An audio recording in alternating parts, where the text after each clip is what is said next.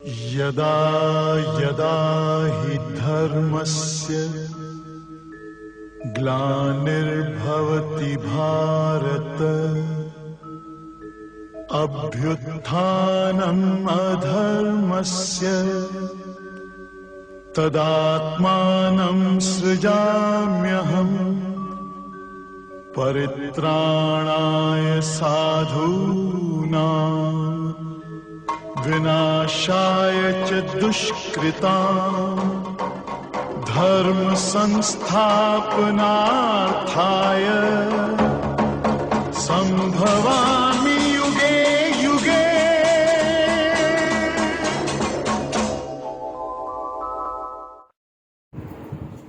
देह अध्यास नेत्रों के बड़े भाई हैं। शरीर के ऊपर सुंदर कवच चढ़े हुए हैं, उसी का तुम इतना अहंकार करते हो। समझो हमने नया घर बनाया है तो पुराना छोड़ देंगे, तो क्यों नहीं देह रूपी पुराने घर को छोड़कर आत्मा प्रदेश में आते हो। दादा भगवान के बंगले के घर में आग लग गई। उनकी पत्नी रोज चिंतित रहती थी। दादा ने रमच करी, बोले मैंने इसे बेच दिया है, अब इसी घर में किराएदार बनकर रहेंगे। ऐसे ही तुम ये शरीर रूपी घर बेच दो गुरु को। जैसे जनक ने कहा कि मुझे आश्चर्य होता है कि इतने दिन कैसे मैं माया जाल में फंसा रहा। हमको भी अपनी अज्ञानता की बेवकूफियों पर हंसी आनी चाहिए। हो सकता है कि एक क्षण में ही शरीर चला जाए, फिर मरने के बाद तो इसका मोल नहीं है। पशु मरे सो काज सवारे, मनुष्य मरे किसी काम ना आए। यहाँ पर कितनी अच्छी बात बोली भगवान ने, समझ ली है। बोला है देह अध्यासी नेत्रों के बड़े भाई हैं। मतलब क्या हुआ, जो अपनी देह में रहते हैं, शरीर में रहते हैं, तो वो मेतर के बड़े भाई हैं। क्यों बड़े भाई बोला गुरु जी ने? मेतर जो है, जमादार जो है, वो 2 घंटे 4 घंटे काम करके फिर अपना कपड़ा बदल करके बढ़िया बुराट ढा के सिलाई में काफी वक्त बैठता है। आप पहचान नहीं पाएंगे उनको। पता लगा कि 4 घंटा काम किया, कपड़ा बदला और फिर उसके बाद में वो आपके बगल में होटल में खाना खाता है। उसने 4 घंटे जमादारी काम की और तुम 24 घंटे में मेटर बने हो। कौन सी बात करते हो? दिन भर देह अध्यास की बात करते हो। अगर देह की बात करते हो तो तुम मेटर बड़े भाई हो। मेटर 4 घंटे बात करता है, तुम 24 घंटे करते हो। इसलिए गुरु ने बोला मेटरों बड़े भाई। तो आज से शरीर की बात नहीं, कोई बात नहीं। गुरु जी एक बहुत अच्छी बात बोलते हैं, अगर आपके शरीर में मानो कष्ट है, कोई तकलीफ है, तो आप उसके डॉक्टर दिखाओ, उससे बताओ। तो रिक्शे वाले बताओगे, सब्जी वाले बताओगे मेरे कमर में दर्द हो रहा है, घुटने में दर्द हो रहा है, उससे क्या मतलब है? जितने लोग मिलते हैं तो अपने शरीर की बीमारी बताते हो और दिन भर इसी देह की बात करते हो, तो मेत्रों बड़े भाई हो गए। किसी से भी किसी से जिक्र करने की आवश्यकता नहीं है। सिर्फ जो डॉक्टर संबंधित है उसको बात करो, बताओ, दवा खाओ, काम में चलो। फिर कितनी अच्छी बात बोली भगवान ने,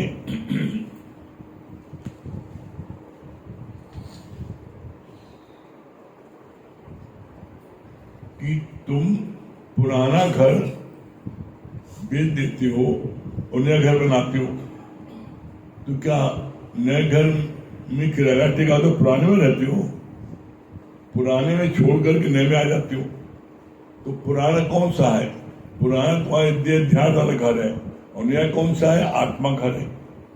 अपने आत्मा के घर में आ जाओ तो आत्मा घर में कोई तकलीफ नहीं है। जो भी तकलीफ है वो आपके देह में आने पर है। और इसलिए कहते हैं देह में सब विकार होते हैं, गुरु देह से ही उपराम करता है। इसलिए गुरु ने बोला इसके लिए अदर इज हेल दूसरा सोचना ही नर्क है, और दूसरा आप सोचते कब हो? जब दूसरा देखते हो शरीर ये फलाना है ठिकाना है। दूसरा बना ही नहीं है, ये बात समझने की कोशिश क्यों नहीं करते? दूसरा बना ही नहीं है। इतने दिन से आप लोग ज्ञान सुन रहे हो, गीता में भगवान कृष्ण ने क्या बोला है? एको श्याम बहुरूप धरो, वही एक श्याम अनेक रूप में हो गया, तो दूसरा कहां से आया? फिर दूसरे शब्द में बोला एक ब्रह्म के अलावा इस पूरे ब्रह्मांड में दूसरा कुछ है ही ना। आपको दूसरा जो भी दिख रहा है वो उसका विभत्स रूप दिख रहा है। विभत्स रूप क्या बोलते हैं? जो चीज जैसी ओरिजिनल है वैसी न दिखा करके कोई दूसरी दिखे। जैसे अंधेरे में रस्सी में सांप दिखता है, मरुस्थल रेगिस्तान में बालू में तो पानी दिखता है। वो तीनों कालों में वहां पानी है ही ना रेगिस्तान में। तीनों कालों में रस्सी में जो है सर्फ है ही नहीं ना, वो रस्सी ही है। चाहे अंधेरे में देखो, चाहे लाइट में देखो, चाहे फिर बत्ती में तब भी देखो, वो हमेशा है ही वो रस्सी।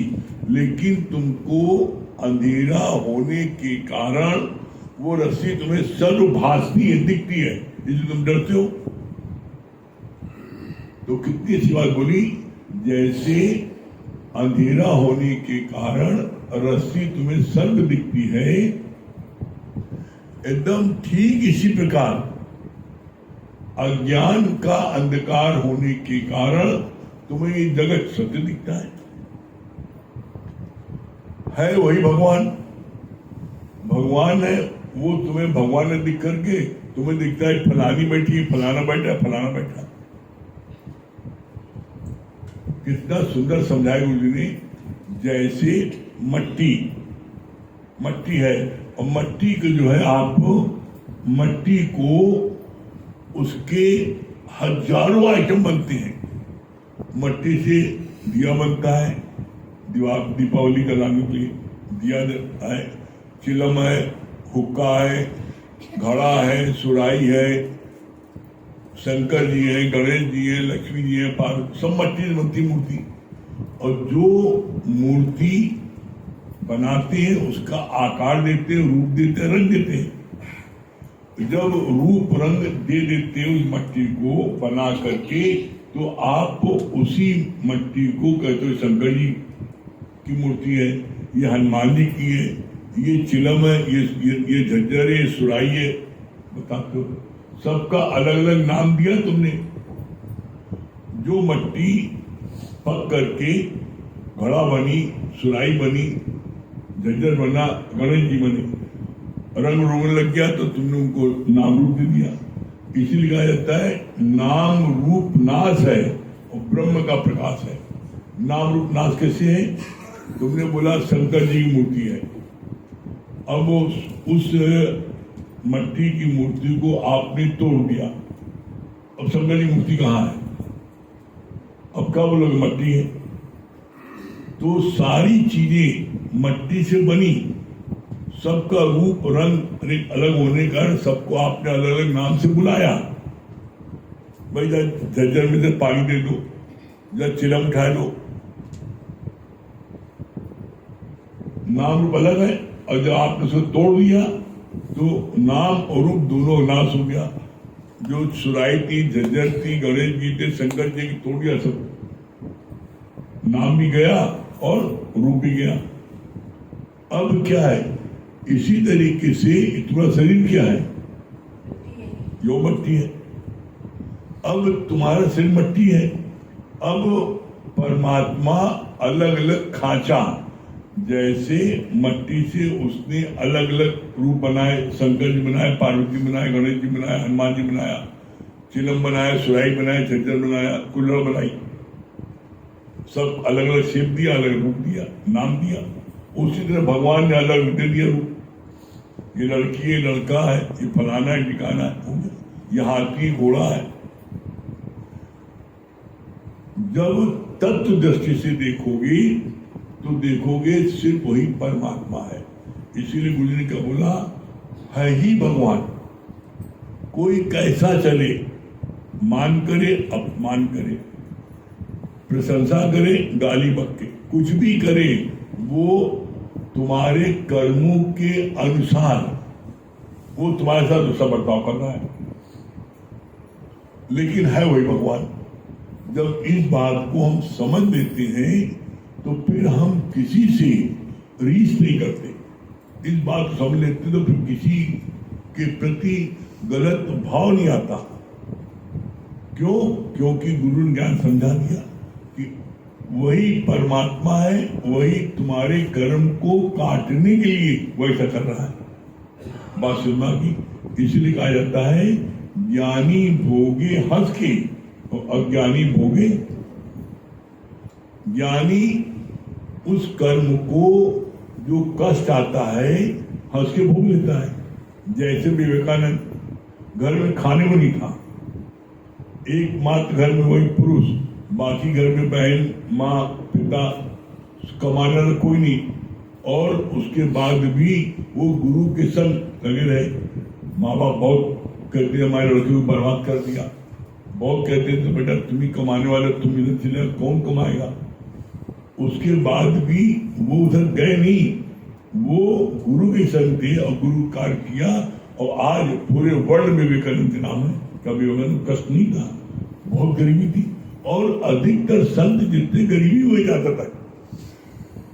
लिमिटेड ऐसे नाम के नहीं चुने हैं, चाहे वो राजा जनक हो, चाहे कृष्ण हो, चाहे राम हो, सभी राजा थे। तो ऐसे बहुत कम धनाढ्य राजा हुए। ज्यादातर जो महात्मा संत हुए हैं वो ज्यादातर गरीबी थे। किसी ले लो, एक तरफ से सरदा कसाई ले लो, कबीर ले लो, गुरु नानक ले लो, विवेकानंद ले लो, ये सब कितने गरीब थे। कबीर एक चद्दर रोज मिलता था, परवरिश करता था। तुकाराम रोज जो है जाते मजदूरी करते थे और जो पा जाते थे उसी से घर परिवार चलाते थे। एक दिन जो है बड़े उदासीन थे, खेत में गए, गन्ने खेत में गए, गन्ने वाले को काम किया तो उसने इनको इकट्ठा गन्ना दे दिया। अब ये रास्ते पर जो है लोग इनसे चाचा मामा गन्ना दे दो, जो लड़के बच्चे मिले 2-4 सबको एक कितने के।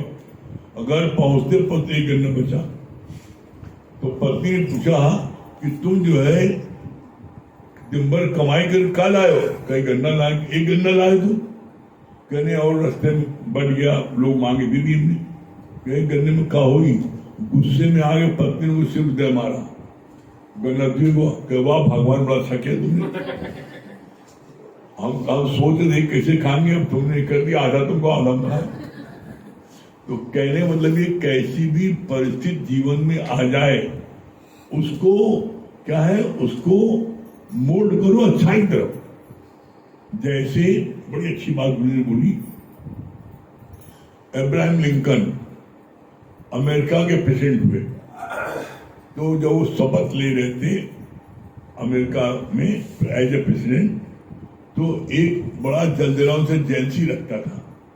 उसने वही भरी सभा में उनको बोला आप प्रेसिडेंट बन जरूर गए, लेकिन ये मत भूलना कि तुम जो है तुम एक मोची, एक जो है जूता सिलने वाले के लड़के हो। अब कितनी बड़ी बात, कितनी बड़ी बेइज्जती की उसने बड़ी सभा में ऐसे बोला। लेकिन उन्होंने बाजी कैसे पलटी कि तुम शर्म मारे, चुप हुआ, खुद ही बैठ गया शर्म मारे। उन्होंने कहा आपको लाख लाख धन्यवाद है, ऐसे शुभ अवसर पर आपने मेरे पिताजी का इनाम याद दिलाया, आपने याद दिलाया मुझको ऐसी शुभ अवसर पर, आपका लाख लाख धन्यवाद है। लेकिन क्या मेरे पिताजी ने कोई आपको गलत जूता बना के दिया था, खराब दिया था, कोई शिकायत आपको है? अब वो क्या बोले, पानी पानी हो गया, शर्म मारे। क्यों? क्योंकि उन्होंने अच्छे से अच्छा कार्य करते थे। कबीर है, एक चादर मिलता था, बेचता था, दूसरी नहीं। तो ज्ञानी अपनी जीविकापार्जन के लिए कर्म करते हैं, वो धन इकट्ठा के लिए नहीं करते।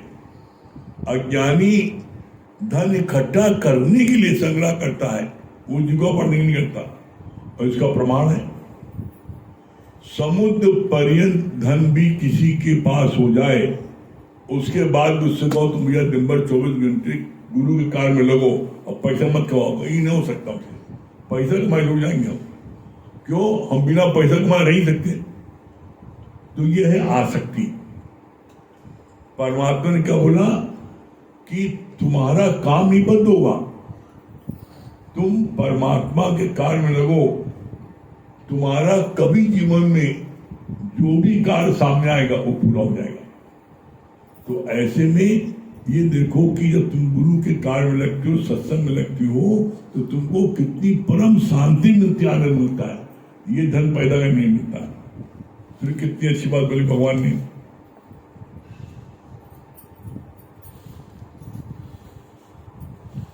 जैसे जनक ने कहा, मुझे आश्चर्य होता है इतने दिन कैसे मैं माया जाल में फंसा रहा।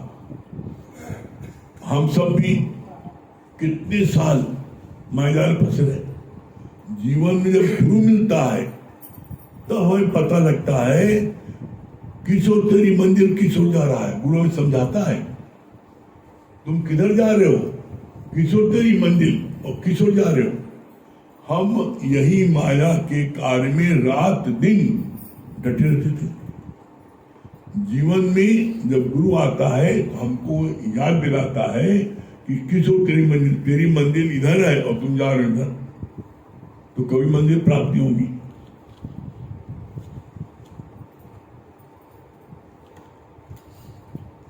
फिर कितनी अच्छी बात बताई भगवान ने, पशु मरे 100 काज है। पशु मरता है तो उसकी लोग अपने ड्राइंग रूम में खाल लगाते, मैंने शेर मारा, मैंने चीता मारा, मैंने बकरी मारी, खाल लगाते हैं, उसकी खाल बिकती है। मनुष्य की खाल का मनुष्य को खोपड़ा मनुष्य कोई चीज नहीं बिकती, वो फ्री दो फिर कोई नहीं लेता। ऐसे हुआ, शेर मारा, बकरी मारी, चीता मारा, लोग उसको खरीद के ले गए।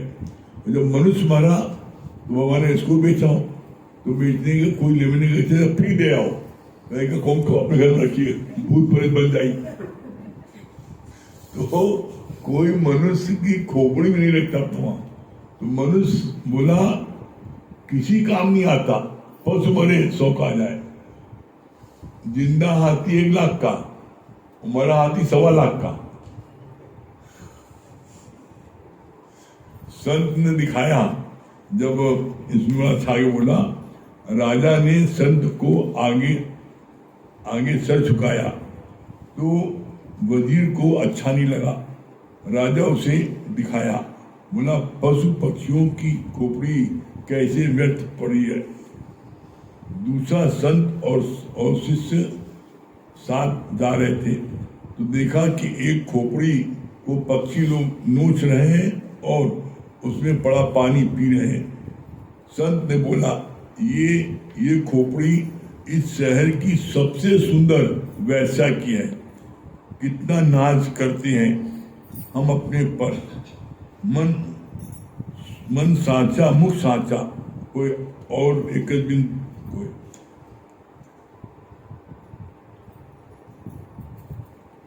नानक ये लक्षण ब्रह्म ज्ञानी हुए।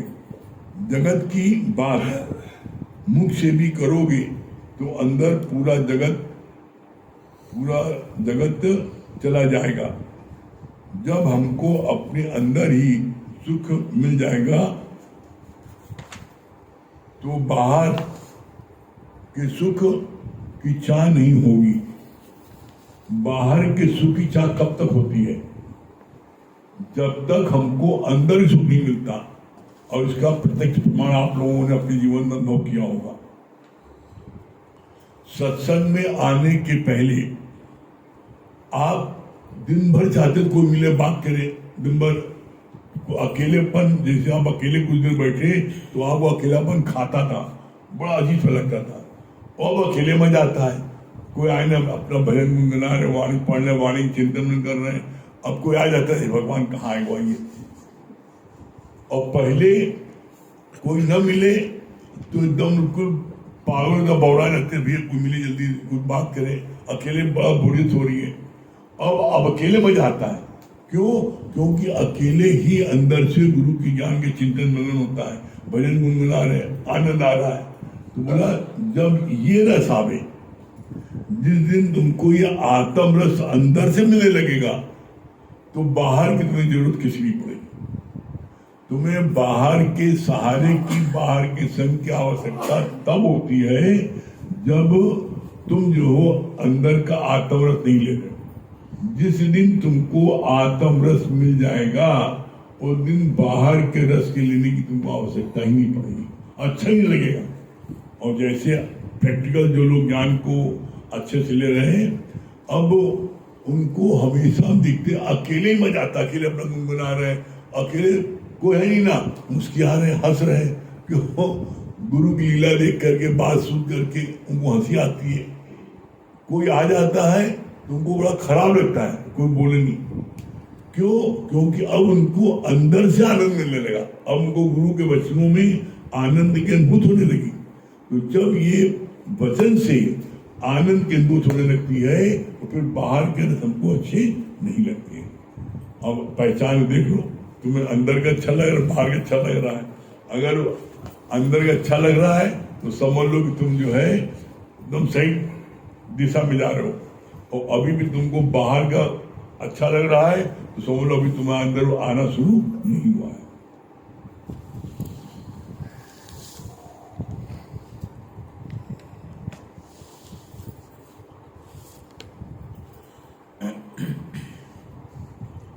सभी प्रेमी गौरियों, देखिए सही बात है, बाहर से जो एक्चुअली मिलता है वो है सुख, और अंदर से जो मिलता है वो है आनंद। तो जो आपको आनंद की अनुभूति है वो अंदर से ही प्राप्त होती है। जैसे गुरुजी ने बहुत अच्छा बोला, कहा कर सकल द्वार बंद, समाधि लगा के देख, और अंतःकरण में ज्ञान की ज्योति जला के देख। तो देखिए, जिनके अंतःकरण में ज्ञान की ज्योति जल गई है तो उनको अपने में ही आनंद आता है, उनको दूसरे में आनंद नहीं आता है। और जिनके में नहीं जली है तो उनको माया की बात करने में, परिवार की बात करने में, मित्र यार की बात करने में ही आनंद आता है, नहीं तो उनको अकेलापन फील होता है। देखिए, आप किसी से कुछ समय ना बात करिए अज्ञानता में तो कितना उलझन में आ जाता है, कितना तन्हा फील करता है। और ज्ञान में आने के बाद, जैसे अभी बोला कि किसी से भी बात करने की इच्छा ही नहीं होती। क्यों? क्योंकि पता है ये बात किसकी करेगा, ये मैं और मेरे की बात करेगा। और जब आप आत्म चिंतन में होते हैं तो आपके अंदर ज्ञान का चिंतन चलता रहता है, और ज्ञान का चिंतन चलने से ज्ञान पक्का हो जाता है।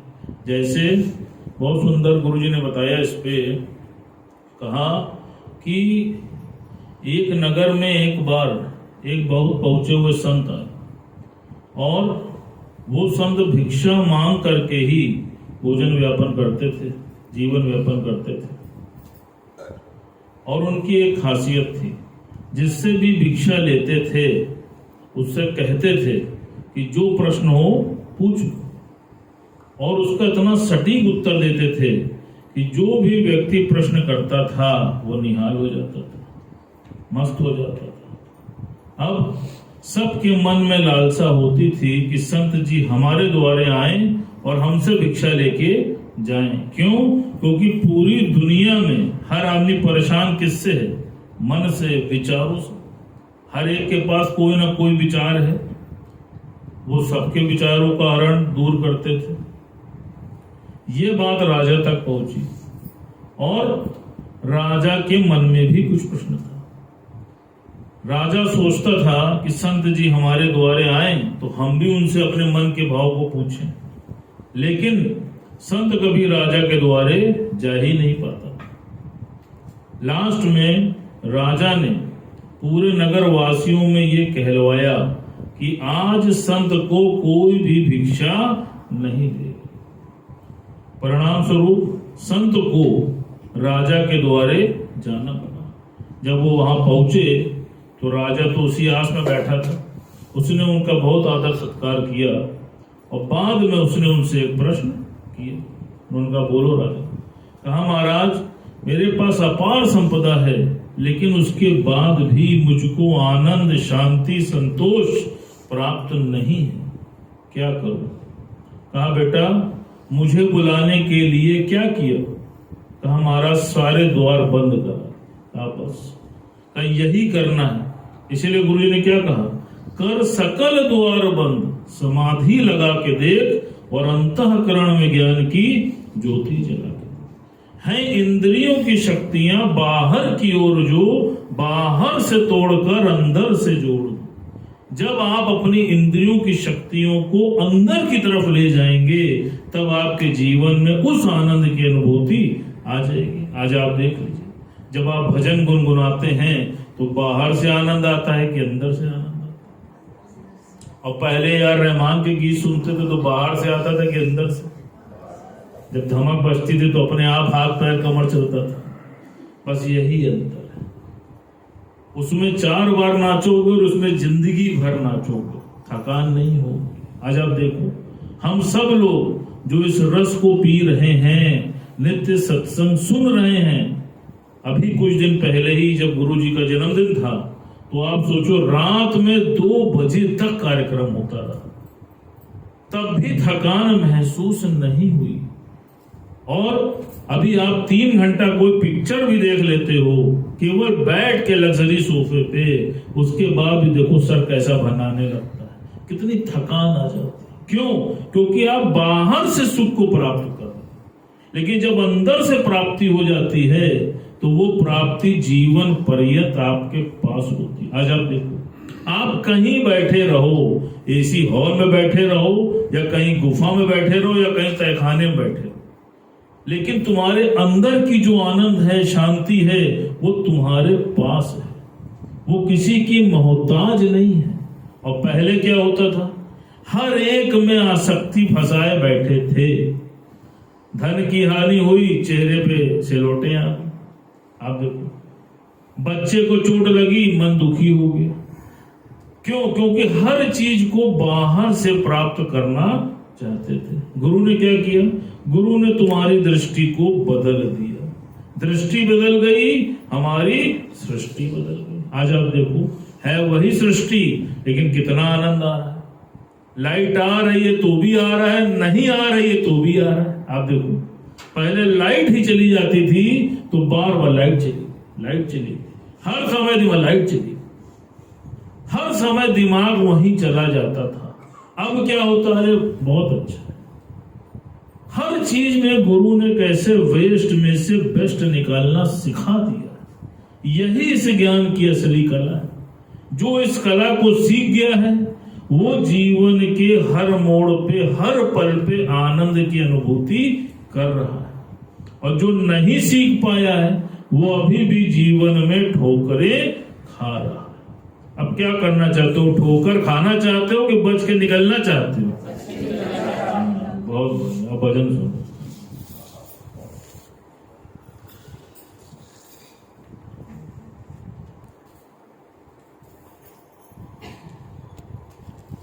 सभी के लिए को हरियर राम। गुरु का साथ है इतना प्यारा, भूल गए हम ये जग सारा। गुरु का साथ है इतना प्यारा, भूल गए हम ये जग सारा। गुरु के प्रेम में हम पार हो ही गए हैं। सत्संग में आके हो, गुरु का साथ है इतना प्यारा, भूल गए हम ये जग सारा। गुरु का साथ है इतना प्यारा, भूल गए हम ये जग सारा। गुरु के प्रेम में हम तो पार हो ही गए हैं। सत्संग में आके हो, गुरु का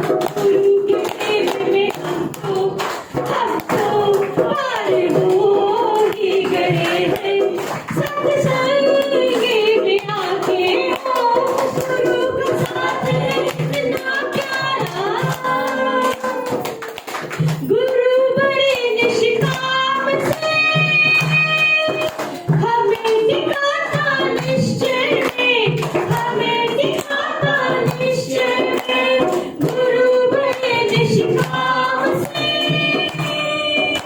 हमें दिखाता निश्चय में हमें दिखाता निश्चय में फंसना जाए हम कभी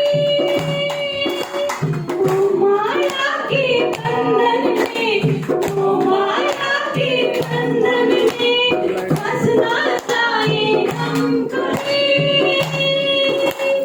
ओ माया के बंधन में ओ माया के बंधन में लगन हमारी बढ़ती जाए लगन हमारी बढ़ती जाए गुरु के प्रेम में हम तो पार हो ही गए हैं सत्संग में आके हो गुरु का प्यार है इतना प्यारा भूल गए हम ये जग सारा गुरु का साथ है इतना प्यारा भूल गए हम ये जग सारा गुरु के प्रेम में हम तो पार हो ही गए हैं सत्संग में आके हो गुरु का साथ है इतना प्यारा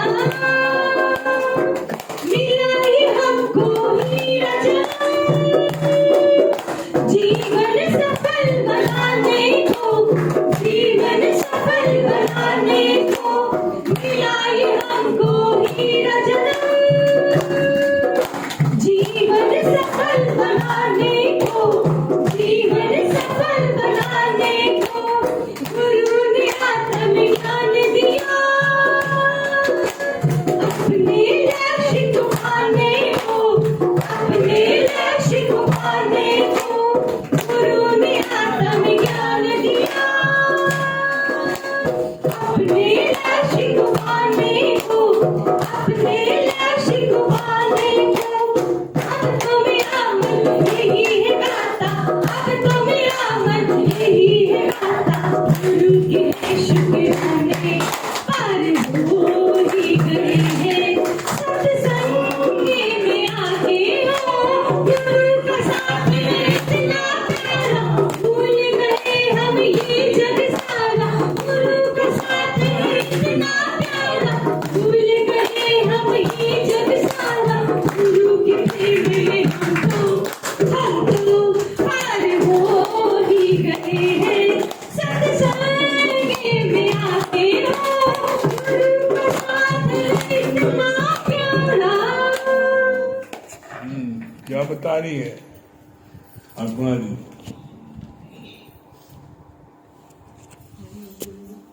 नाश है गंध का प्रकाश है। सच में आज जैसे एक मिट्टी की मूर्ति रहती है उसको तरह तरह का आकार दे दिया जाए जब टूट जाती है तो उसका अस्तित्व मिट जाता है उसी प्रकार परमात्मा में भी ने भी बनाया ये शरीर है उसको अलग लड़की लड़का हाथी घोड़ा हर रूप दे दिया लेकिन सच क्या है केवल एक ब्रह्म और जीवन में सच में आपका जो सबसे लास्ट पॉइंट चला वो बहुत सही है ये अंदर से फील हुआ कि आपके पास संपर्क ना होते हुए भी आपका मन कहाँ लगता है ये बात बिल्कुल सत्य है कि ना आने का भी कुछ कारण होता है कभी कभी होता है ना कि सच में ये फील होता है कि बहुत कुछ सोचा कार्य कभी पूरा नहीं होता बार बार आने को सोचा लेकिन नहीं मिल रहा था लेकिन अंदर से ये लग रहा था कि हर पल सुबह जब खाली रहते थे हम लोग तो घर सन्नाटा रहता था तो हम आपकी वाणी लगा लेते थे ये अपने मन ना हम लोग एक दूसरे से बोलना तक नहीं पसंद था कि कोई बोलेगा तो वाणी कट जाएगी ये फील हुआ कि मतलब ये अंदर से अनुभूति हुई ये होती है अंदर की आत्मा की आज ये इतना होता है कि 50-60 लोगों की फैमिली में पहले ये फील होता था कार्य करके छत पे चले चलो सबसे बात करें आज ये होता है कि पूरा छत भरा होता है लेकिन मन अंदर से होता है कि इससे चले एक भजन तैयार कर ले मतलब ये फील अंदर से अब ये अनुभव हो रहा है ये बहुत अच्छी फीलिंग है उन्नत क्या हरे गुरु जी बहुत अच्छी बात आप जो बताए मन की बात होता है कि पहले मन कहता था कि अकेलापन खाता था कि जब घर में बच्चे चले जाए स्कूल चले जाए अकेले तो हैं लेकिन ये जब से आपके ज्ञान सुने तो आपको हम बहुत बार कह चुके हैं अब यही लगता है अकेला ही रहे तो ही अच्छा है, क्योंकि जब शोर शराबा होता है तो एकदम महसूस होता है कि हम भगवान सच में अलग हो जाते हैं जी। उस समय किसी की बात सुनते हैं तो वो जो हमारा बना रहता है उसका ध्यान एकाग्र वो भंग हो जाते हैं। अकेला सोने भी पसंद होता है, अकेला अगर सो रहे हैं तो आंख भी बंद है तो चिंतन मनन गुरु की बात हो रही है। अगर कोई सो गया तो बीच में कोई बात कर दे तो वो हमारा क्या होता है, टूट जाता है, भाग हो जाता है। तो ये बात बहुत अच्छी आपने बताया कि सच में अकेला ही पना अच्छा लगता है, शोर शराबा हम ध्यान ही नहीं कर पाते हैं। अब भैया तो बात बहुत अच्छी लगी, कर सकल द्वार बंद समाधि लगा के दे, अंतःकरण में ज्ञान की ज्योति जला के दे। सच में अंदर ही देखना है, जब अंदर की खुशी मिल जाएगी तो बाहर कुछ भी नहीं। पूनम जी समाधि में आ गई। हरिओम गुरु जी, बहुत अच्छा आपने बताया कि बाहर से कुछ सूझत नहीं, अंदर बरसे नूर। तो अब ये बात सच्ची है, सच्ची सच्ची बात बताता है गुरु, आत्मा का राज बताता है गुरु। आज आपने ऐसी राज की बात बता दी है कि हम सब दिन भर आनंद में डूबे रहते हैं। बहुत अच्छा लगता है गुरु, दिन में कैसे बीतता है, समय कैसे बीतता जा रहा पता ही नहीं चल रहा, बहुत ही आनंद। तो कल्पना जी कितनी बात चली, इसका नाम क्या है? कल क्या ना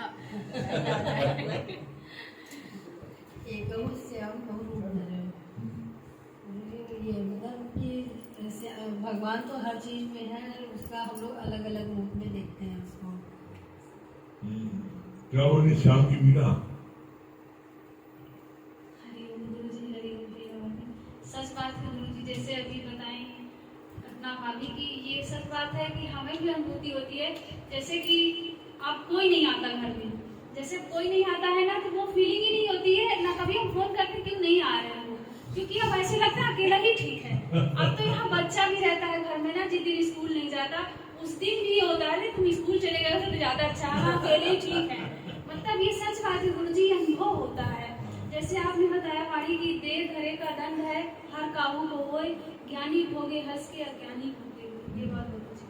हाँ क्या बोल रहे मालवी जी, क्या बता रहे मालवी जी? मुझे अभी ये बात बहुत अच्छा है कि जैसे हम अपनी पुरानी देश को छोड़ के जो है आत्म प्रदेश में आ जाए। जैसे राधा भगवान जी का अपनी एग्जाम्पल दो कि राधा भगवान जी के पड़ोस में आग लगी, मकान पूरा जल गया और उनकी पत्नी कई दिन तक चिंता में कि कहीं बड़ा मकान न जल जाए।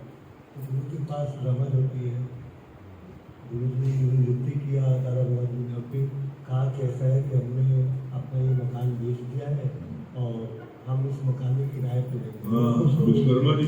जैसे पहले हम लोग जब ज्ञान में नहीं थे तो कोई भी कष्ट आता था तो हम लोग बिल्कुल परेशान हो जाते थे, लेकिन अब क्या है गुरु जी, जब से ज्ञान में आ गए हैं कोई भी परेशानी आती है तो हम लोग विचलित नहीं होते, न बिलबिलाते हैं न दुखी होते हैं।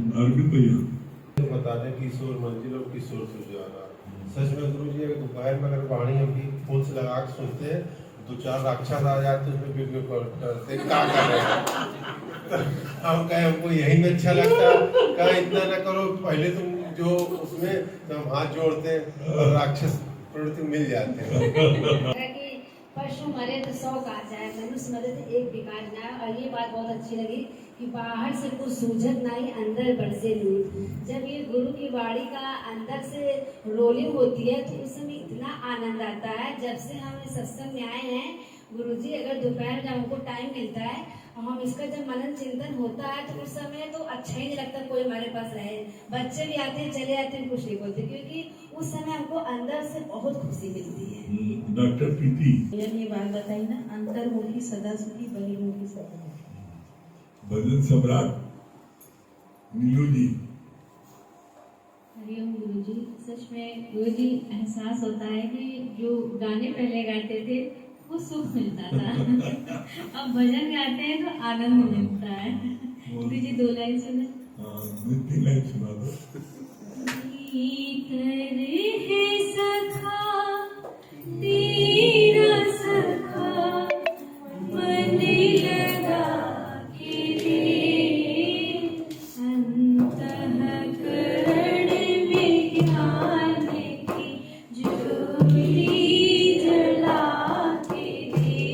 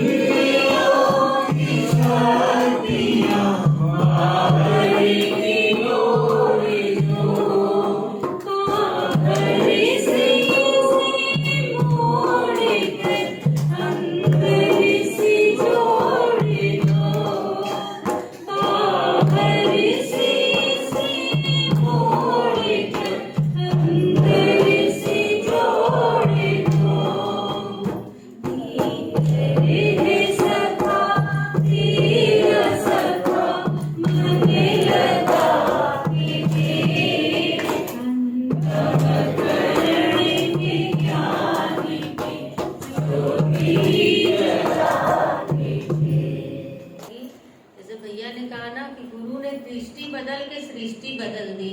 तो अब ये चीज सच बात है कि फील होता है कि कैसे पहले जो लोग अच्छे नहीं लगते थे, जिनके में हमको बुराइयां नजर आती थी, लेकिन आज उन्हीं के लिए अंदर से दुआ भी निकलता है और लगता है कि सबको मिले तेरी रहमतें, सबको मिले तेरी बख्शिशें, दादा न कोई उदास हो। जैसे आज ये चीज हम फील करते हैं कि कैसे भगवान ने, गुरु ने दृष्टि बदली तो सृष्टि भी बदल गई, और एक जैसे सबके लिए अच्छा लगता है कि हर के लिए अच्छा ही अच्छा सोचो। गुरु जी सत्संग में आने से हम गुरु की बखान करें, सत्संग की करें कम है। जो 20 साल से हम चाय की दुकान में 3 घंटा सुबह व्यतीत करते थे, सत्संग की ऐसी महिमा कि छूट गया। अब छूट गया कि शायद महीने में 1 दिन किसी दिन जैसे गुजरे। तो सबसे बड़ी तो मैं ही सोचते उपलब्धि की कि कितना नेक काम हुआ हमारे साथ। तो 3 घंटा बैठते थे, जैसा संग वैसा रंग था। वाकई में रंग यह दिखे बदला था। अब आज महसूस होता है कि गुरु की कृपा